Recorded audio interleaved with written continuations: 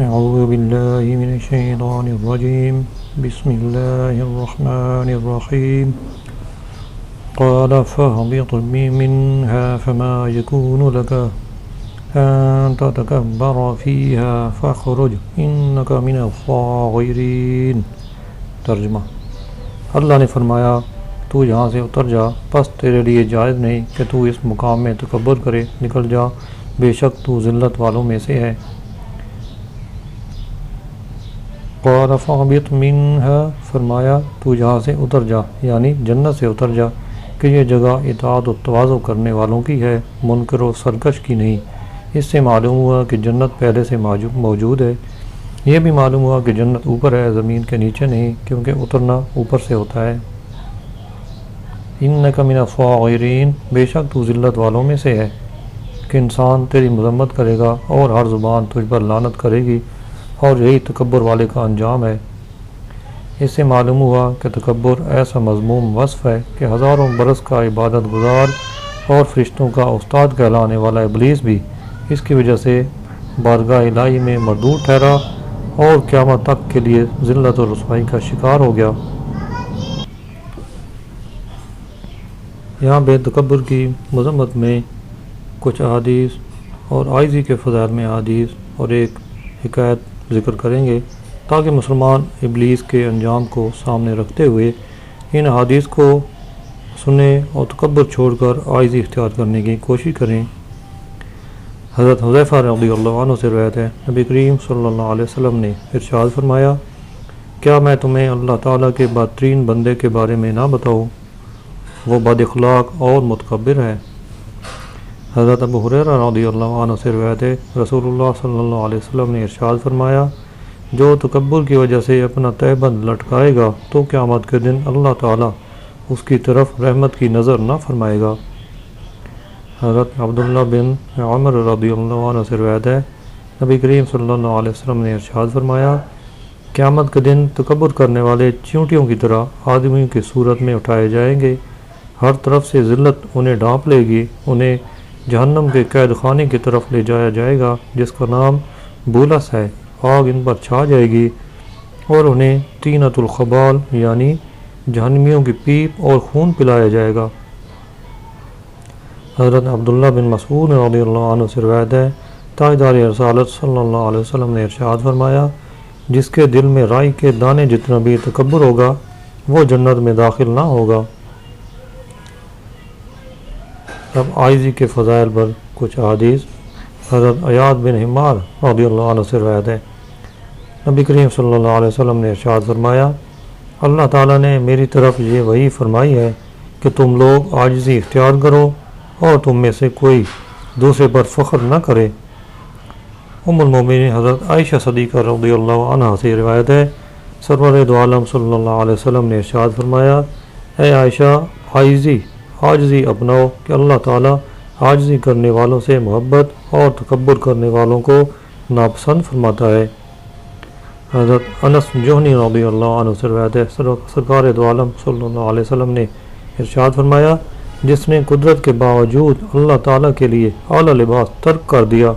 تو اللہ تعالیٰ قیامت کا دن اسے لوگوں کے سامنے بلا کر اختیار دے گا کہ ایمان کا جو جوڑا چاہے پہن لے۔ حضرت ابو ہریرہ رضی اللہ عنہ سے روایت ہے، حضور اقدس صلی اللہ علیہ وسلم نے ارشاد فرمایا، جو اپنے مسلمان بھائی کے لیے تواضع اختیار کرتا ہے اللہ اسے بلندی عطا فرماتا ہے، اور جو مسلمان بھائی پر بلندی چاہتا ہے اللہ تعالیٰ اسے پستی میں ڈال دیتا ہے۔ حضرت فاروق اعظم رضی اللہ عنہ کی عاجزی۔ جب حضرت عمر فاروق رضی اللہ عنہ شام کی طرف تشریف لے گئے تو سیدنا ابو عبیدہ رضی اللہ عنہ بھی ان کے ساتھ تھے، یہاں تک کہ آپ ایک ایسے مقام پر پہنچے جہاں گھٹنوں تک پانی تھا۔ آپ اپنی اونٹنی پر سوار تھے، آپ اونٹنی سے اترے اور اپنے موزے اتار کر اپنے کندھے پر رکھ لیے، پھر اونٹنی کی لگام تھام کر پانی میں داخل ہو گئے تو حضرت ابو عبیدہ رضی اللہ عنہ نے عرض کی، اے امیر المومنین، آپ یہ کام کر رہے ہیں، مجھے یہ پسند نہیں کہ یہاں کے باشندے آپ کو نظر اٹھا کر دیکھیں۔ حضرت عمر فاروق رضی اللہ عنہ نے ارشاد فرمایا، افسوس اے ابو عبیدہ، اگر یہ بات تمہارے علاوہ کوئی اور کہتا تو میں اسے امت محمدی کے لیے عبرت بنا دیتا۔ ہم ایک بے سر و سامان قوم تھے، پھر اللہ تعالیٰ نے ہمیں اسلام کے ذریعے عزت عطا فرمائی۔ جب بھی ہم اللہ تعالیٰ کی عطا کردہ عزت کے علاوہ سے عزت حاصل کرنا چاہیں گے تو اللہ تعالیٰ ہمیں رسوا کر دے گا۔ قال انظرنی الی یوم یبعثون قال انک من المنظرین۔ ترجمہ، شیطان نے کہا تو مجھے اس دن تک مہلت دے دے جس میں لوگ اٹھائے جائیں گے۔ اللہ نے فرمایا تجھے مہلت ہے، یعنی پہلے نفخہ یعنی سور پھونکنے تک تجھے مہلت ہے۔ اس مہلت کی مدت سورہ حجر کی ان آیات میں بیان فرمائی گئی ہے، جن کا ترجمہ ہے اللہ نے فرمایا پس بے شک تو ان میں سے ہے جن کو معین وقت کے دن تک مہلت دی گئی ہے، اور یہ نفخہ اولا کا وقت ہے جب سب لوگ مر جائیں گے۔ شیطان مردون نے دوسرے نفخہ یعنی سور پھونکنے تک یعنی مردوں کے دوبارہ زندہ ہونے کے وقت تک کی مہلت چاہی تھی، اور اس سے اس کا مطلب یہ تھا کہ موت کی سختی سے بچ جائے، مگر یہ درخواست قبول نہ ہوئی اور اسے پہلے نفخہ تک کی مہلت دی گئی کہ جب پہلی بار سور پھونکا جائے گا تو سب کے ساتھ وہ بھی ہلاک ہو جائے گا۔ قال فبما اغويتني لأقعدن لهم صراطك المستقيم۔ ترجمہ، شیطان نے کہا مجھے اس کی قسم کہ تو نے مجھے گمراہ کیا، میں ضرور تیرے سیدھے راستہ پر لوگوں کی طاق میں بیٹھوں گا۔ شیطان نے یہاں گمراہ کرنے کی نسبت اللہ تعالیٰ کی طرف کی۔ اس میں یا تو شیطان نے خود کو مجبور محض مان کر جبریہ فرقے کی طرح یہ بات کی جو یہ کہتے ہیں کہ انسان مجبور محض ہے، وہ جو کچھ کرتا ہے اس میں اپنے اختیار سے نہیں کرتا، اور یا پھر اللہ تعالیٰ کی بے ادبی کے طور پر کہا کیونکہ ہر شے اللہ تعالیٰ کی قدرت و تخلیق سے ہوتی ہے، لیکن چونکہ بندے کے کسب و فعل کا بھی داخل ہے اس لیے حکم ہے کہ برائی کو اللہ کی طرف منسوب کرنے کی بجائے اپنے نفس کی طرف منسوب کرنا چاہیے۔ لیکن شیطان جو حضرت آدم علیہ السلام کا گستاخ ہو چکا تھا تو اب اللہ تعالیٰ کا بھی گستاخ بن گیا۔ معلوم ہوگا کہ نبی کا گستاخ بالآخر اللہ تعالیٰ کا بھی کھلم کھلا گستاخ بن جاتا ہے۔ لَأَقْعُدَنَّ لَهُمْ صِرَاطَكَ الْمُسْتَقِيمَ، میں ضرور تیرے سیدھا راستہ پر لوگوں کی طاق میں بیٹھوں گا، یعنی باپ کا بدلہ اولاد سے لوں گا، بنی آدم کے دل میں وسوسے ڈالوں گا اور انہیں باطل کی طرف مائل کروں گا، گناہوں کی رغبت دلاؤں گا، تیری اطاعت اور عبادت سے روکوں گا اور گمراہی میں ڈالوں گا، بعض کو کافر و مشرک بنا دوں گا تاکہ دوزخ میں اکیلا نہ جاؤں بلکہ جماعت کے ساتھ جاؤں۔ ثم لآتینہم من بین ایدیہم ومن خلفہم وعن ایمانہم وعن شمائلہم ولا تجد اکثرہم شاکرین۔ ترجمہ، پھر ضرور میں ان کے آگے اور ان کے پیچھے اور ان کے دائیں اور ان کے بائیں سے ان کے پاس آؤں گا، اور تو ان میں سے اکثر کو شکر گزار نہ پائے گا۔ شیطان نے اپنے عزم کا اظہار کرتے ہوئے کہا کہ پھر میں ضرور بنی آدم کے آگے پیچھے اور ان کے دائیں بائیں یعنی چاروں طرف سے ان کے پاس آؤں گا اور انہیں گھیر کر راہ راست سے روکوں گا تاکہ وہ تیرے راستے پر نہ چلیں، اور تو ان میں سے اکثر کو شکر گزار نہ پائے گا۔ حضرت عبداللہ بن عباس رضی اللہ عنہ فرماتے ہیں سامنے سے مراد یہ ہے کہ میں ان کی دنیا کے متعلق وسوسے ڈالوں گا، اور پیچھے سے مراد یہ ہے کہ ان کی آخرت کے متعلق وسوسے ڈالوں گا، اور دائیں سے مراد یہ ہے کہ ان کے دین میں شبہات ڈالوں گا، اور بائیں سے مراد یہ ہے کہ ان کو گناہوں کی طرف راغب کروں گا۔ چونکہ شیطان بنی آدم کو گمراہ کرنے، شہوتوں اور قبیح افعال میں مبتلا کرنے میں اپنی انتہائی صحیح خرچ کرنے کا عزم کر چکا تھا، یا وہ انسان کی اچھی بری صفات سے واقف تھا یا اس نے فرشتوں سے سن رکھا تھا، اس لیے اسے گمان تھا کہ وہ بنی آدم کو بہکا لے گا اور انہیں فریب دے کر خداوند عالم کی نعمتوں کے شکر اور اس کی اطاعت و فرما برداری سے روک دے گا۔ حضرت صبرہ بن ابو فاقہ رضی اللہ عنہ سے روایت ہے تاجدار رسالت صلی اللہ علیہ وسلم نے ارشاد فرمایا شیطان ابن آدم کے تمام راستوں میں بیٹھ جاتا ہے اور اس کو اسلام کے راستے سے بہکانے کی کوشش کرتا ہے اور کہتا ہے کیا تم اسلام قبول کرو گے اور اپنے باپ دادا کے دین کو چھوڑ دو گے؟ لیکن وہ شخص شیطان کی بات نہیں مانتا اور اسلام قبول کر لیتا ہے تو پھر اس کو ہجرت کرنے کے راستے سے ورغلانے کی کوشش کرتا ہے اور کہتا ہے کیا تم ہجرت کرو گے اور اپنے وطن کی زمین اور آسمان چھوڑ دو گے؟ حالانکہ مہاجر کی مثال تو کھونٹے سے بندھے ہوئے اس گھوڑے کی طرح ہے جو ادھر سے ادھر بھاگ رہا ہو اور اس کھونٹی کی حدود سے نکل نہ سکتا ہو۔ مراد یہ کہ شیطان مہاجر کو ایک بے کس و بے بس کی شکل میں پیش کر کے آدمی کو بہکاتا ہے، لیکن اگر وہ شخص اس کی بات نہیں مانتا اور ہجرت کر لیتا ہے تو شیطان اس کے جہاد کے راستے میں بیٹھ جاتا ہے۔ وہ اس شخص سے کہتا ہے کیا تم جہاد کرو گے اور یہ اپنی جان اور مال کو آزمائش میں ڈالنا ہے، اور اگر تم جہاد کے دوران مارے گئے تو تمہاری بیوی کسی اور شخص سے نکاح کر لے گی اور تمہارا مال تقسیم کر دیا جائے گا۔ لیکن وہ شخص پھر بھی شیطان کی بات نہیں مانتا اور جہاد کرنے چلا جاتا ہے۔ رسول اللہ صلی اللہ علیہ وسلم نے ارشاد فرمایا جس شخص نے ایسا کیا تو اللہ تعالیٰ کے ذمہ کرم پر یہ حق ہے کہ وہ اس کو جنت میں داخل کر دے، اور جو مسلمان قتل کیا گیا تو اللہ تعالیٰ کے ذمہ کرم پر اس کو جنت میں داخل کرنا ہے، اور جو مسلمان غرق ہو گیا تو اسے جنت میں داخل کرنا اللہ تعالیٰ کے ذمہ کرم پر ہے، اور جس مسلمان کو اس کی سواری نے ہلاک کر دیا اس کو جنت میں داخل کرنا اللہ تعالیٰ کے ذمہ کرم پر ہے۔ ہر مسلمان کو چاہیے کہ وہ شیطان مردود سے اللہ تعالیٰ کی پناہ مانگتا رہے اور اس میں کسی طرح سستی اور غفلت کا مظاہرہ نہ کرے۔ حضرت ابو بکر صدیق رضی اللہ عنہ سے روایت ہے، نبی کریم صلی اللہ علیہ وسلم نے ارشاد فرمایا شیطان سے پناہ مانگنے میں غفلت نہ کرو، کیونکہ تم اگرچہ اسے دیکھ نہیں رہے لیکن وہ تم سے غافل نہیں۔ امام غزالی رحمۃ اللہ علیہ فرماتے ہیں شیطان کے شر سے اپنے آپ کو حتی الامکان بچاؤ، اور اس سلسلے میں تمہارے لیے سب سے بڑی یہی دلیل کافی ہے جو اللہ تعالیٰ نے اپنے حبیب صلی اللہ علیہ وسلم سے فرمایا۔ اس کا ترجمہ ہے اور تم عرض کرو اے میرے رب میں شیطانوں کے وسوسوں سے تیری پناہ مانگتا ہوں، اور اے میرے رب میں تیری پناہ مانگتا ہوں اس سے کہ وہ شیطان میرے پاس آئیں۔ تو نبی کریم صلی اللہ علیہ وسلم جو سارے جہاں سے بہتر، سب سے زیادہ معرفت رکھنے والے، سب سے زیادہ عقل مند اور اللہ تعالیٰ کی بارگاہ میں سب سے زیادہ رتبہ اور فضیلت رکھنے والے ہیں، انہیں اس بات کی ضرورت ہے کہ شیطان سے اللہ تعالیٰ کی پناہ مانگیں، تو تمہاری حیثیت ہی کیا ہے حالانکہ تم جاہل، عیب و نقص والے اور غفلت میں ڈوبے ہوئے ہو۔ حضرت جندب رضی اللہ عنہ سے روایت ہے سرکار دو عالم صلی اللہ علیہ وسلم نے ارشاد فرمایا تم میں سے جو شخص رات کے وقت اپنے بستر پر جائے تو یہ کہہ دیا کرے بسم اللہ اعوذ باللہ من الشیطان الرجیم۔ حضرت شفیق بلخی رحمۃ اللہ علیہ فرماتے ہیں روزانہ صبح کے وقت شیطان میرے پاس آگے پیچھے دائیں بائیں سے آتا ہے، میرے سامنے آ کر کہتا ہے تم خوف نہ کرو، بے شک اللہ بڑا غفور و رحیم ہے۔ یہ سن کر میں یہ آیت پڑھتا ہوں وَإِنِّي لَغَفَّارٌ لِمَن تَابَ وَآمَنَ وَعَمِلَ صَالِحًا ثُمَّ اهْتَدَىٰ۔ ترجمہ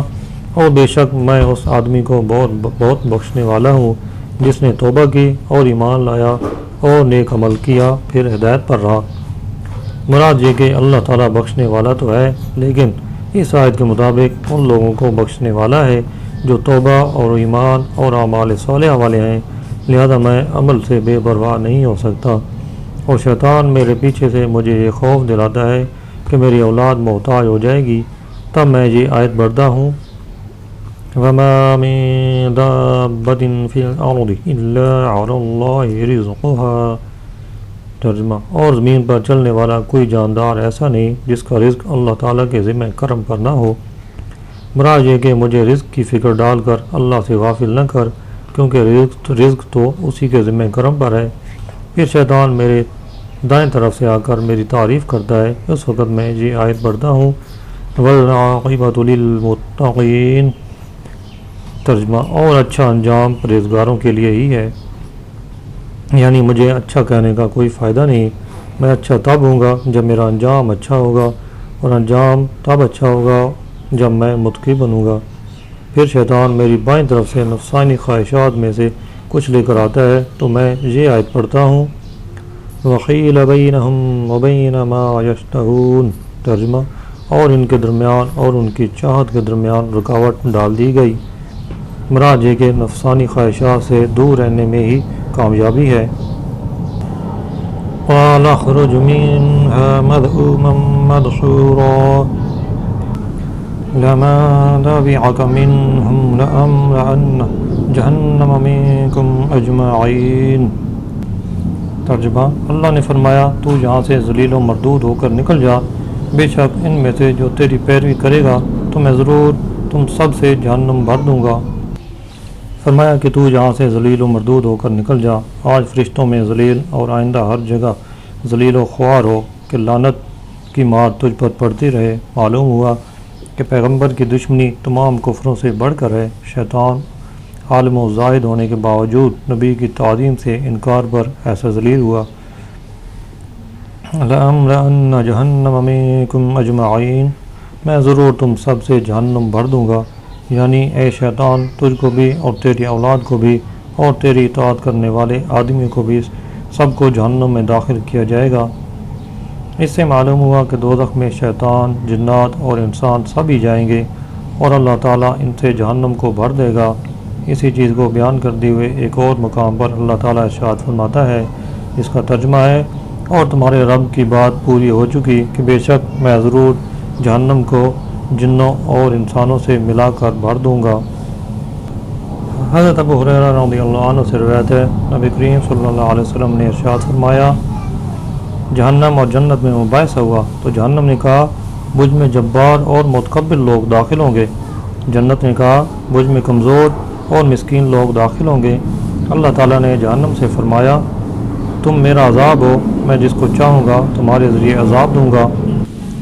جنت سے فرمایا تم میری رحمت ہو، میں تمہارے ذریعے جس پر چاہوں گا رحم کروں گا اور تم میں سے ہر ایک کو پر ہونا ہے۔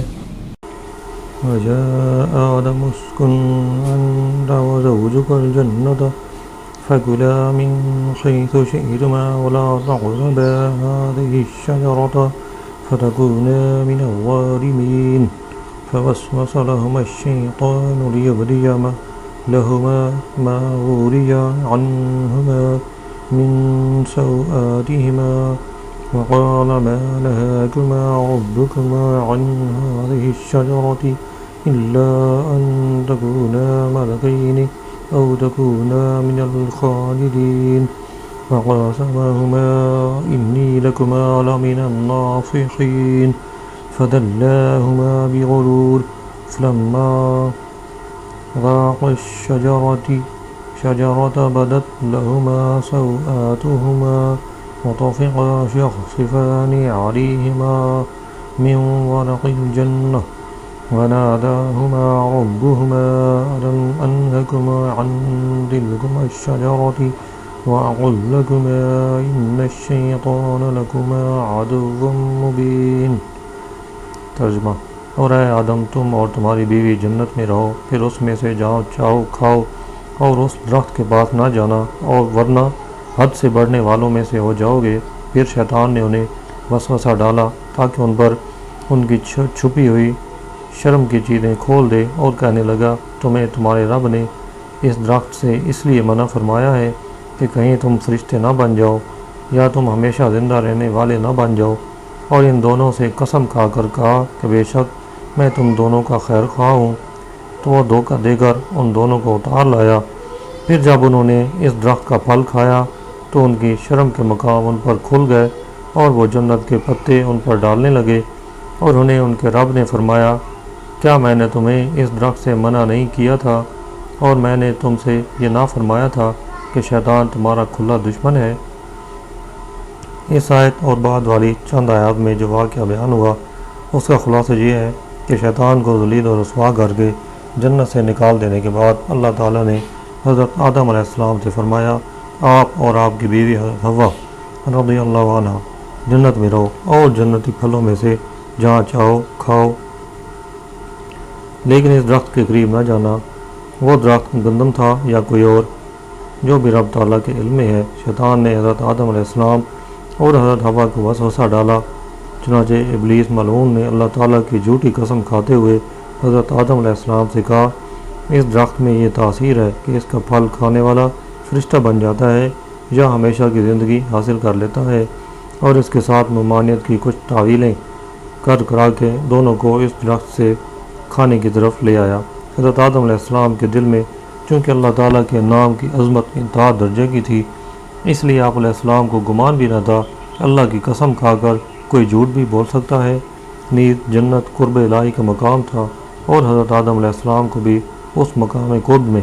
رہنے کا اشتیاق تھا، اور فرشتہ بننے یا دائمی بننے سے یہ مقام حاصل ہو سکتا تھا۔ لہذا آپ نے شیطان کی قسم کا اعتبار کر لیا اور ممانعت کو محض تنزیہی سمجھتے ہوئے یا خاص درخت کی ممانعت سمجھتے ہوئے اسی جنس کے دوسرے درخت سے کھا لیا۔ اس کے کھاتے ہی جنتی لباس جسم سے جدا ہو گئے اور پوشیدہ اعضاء ظاہر ہو گئے۔ جب بے صدری ہوئی تو ان بزرگوں نے انجیر کے پتے اپنے جسم شریف پر ڈالنے شروع کر دیے۔ اللہ تعالیٰ نے ان سے فرمایا، کیا میں نے تمہیں اس درخت سے منع نہیں کیا تھا، اور میں نے تم سے یہ نہ فرمایا تھا کہ شیطان تمہارا کھلا دشمن ہے؟ دونوں نے عرض کی، اے ہمارے رب، ہم نے اپنی جانوں پر زیادتی کی، اور اگر تو نے ہماری مغفرت نہ فرمائی اور ہم پر رحم نہ فرمایا تو ضرور ہم نقصان والوں میں سے ہو جائیں گے۔ اللہ تعالیٰ نے ارشاد فرمایا، اے آدم و حوا، تم اپنی ذریت کے ساتھ جو تمہاری پیٹھ میں ہے جنت سے اتر جاؤ، تم میں ایک دوسرے کا دشمن ہے، اور تمہارے لیے زمین میں ایک وقت تک ٹھہرنا اور دنیاوی زندگی سے نفع اٹھانا ہے۔ وطفقا یخصفان، اور وہ دونوں چپٹانے لگے۔ حضرت آدم علیہ السلام اور حضرت حوا رضی اللہ عنہ کے لباس جدا ہوتے ہی دونوں کا پتوں کے ساتھ اپنے بدن کو چھپانا شروع کر دینا اس بات کی دلیل ہے کہ پوشیدہ اعضاء کا چھپانا انسانی فطرت میں داخل ہے۔ لہذا جو شخص ننگے ہونے کو فطرت سمجھتا ہے، جیسے مغربی ممالک میں ایک طبقے کا رجحان ہے، تو وہ ان لوگوں میں سے ہے جن کی فطرتیں مسخ ہو چکی ہیں۔ قال ربنا ظلمنا أنفسنا وإن لم تغفر لنا وترحمنا لنكونن من الخاسرين۔ ترجمہ، دونوں نے عرض کی، اے ہمارے رب، ہم نے اپنی جانوں پر زیادتی کی، اور اگر تو نے ہماری مغفرت نہ فرمائی اور ہم پر رحم نہ فرمایا تو ضرور ہم نقصان والوں میں سے ہو جائیں گے۔ اپنی جانوں پر زیادتی کرنے سے مراد اس آیت میں گناہ کرنا نہیں ہے، بلکہ اپنا نقصان کرنا ہے، اور وہ اس طرح کہ جنت کی بجائے زمین پر آنا پڑا اور وہاں کی آرام کی زندگی کی جگہ یہاں مشقت کی زندگی اختیار کرنا پڑی۔ حضرت آدم علیہ السلام نے اپنی لغزش کے بعد جس طرح دعا فرمائی، اس میں مسلمانوں کے لیے یہ تربیت ہے کہ ان سے جب کوئی گناہ سرزد ہو جائے تو وہ اللہ تعالیٰ کی بارگاہ میں اپنے گناہ پر ندامت کا اظہار کرتے ہوئے اس کا اعتراف کریں اور اللہ تعالیٰ سے مغفرت و رحمت کا انتہائی لجاجت کے ساتھ سوال کریں تاکہ اللہ تعالیٰ ان کا گناہ بخش دے اور ان پر اپنا رحم فرمائے۔ حضرت قتادہ رضی اللہ عنہ فرماتے ہیں، مومن بندے سے جب کوئی گناہ سرزد ہوتا ہے تو وہ اپنے رب سے حیا کرتا ہے، پھر الحمدللہ وہ یہ جاننے کی کوشش کرتا ہے کہ اس سے نکلنے کی راہ کیا ہے، تو وہ جان لیتا ہے کہ اس سے نکلنے کی راہ استغفار اور توبہ کرنا ہے۔ لہذا توبہ کرنے سے کوئی آدمی بھی شرم محسوس نہ کرے، کیونکہ اگر توبہ نہ ہو تو اللہ تعالیٰ کے بندوں میں سے کوئی بھی خلاصی اور نجات نہ پا سکے۔ تمہارے جد اعلیٰ حضرت آدم علیہ السلام سے جب لغزش صادر ہوئی تو توبہ کے ذریعے ہی اللہ تعالیٰ نے انہیں معاف فرمایا۔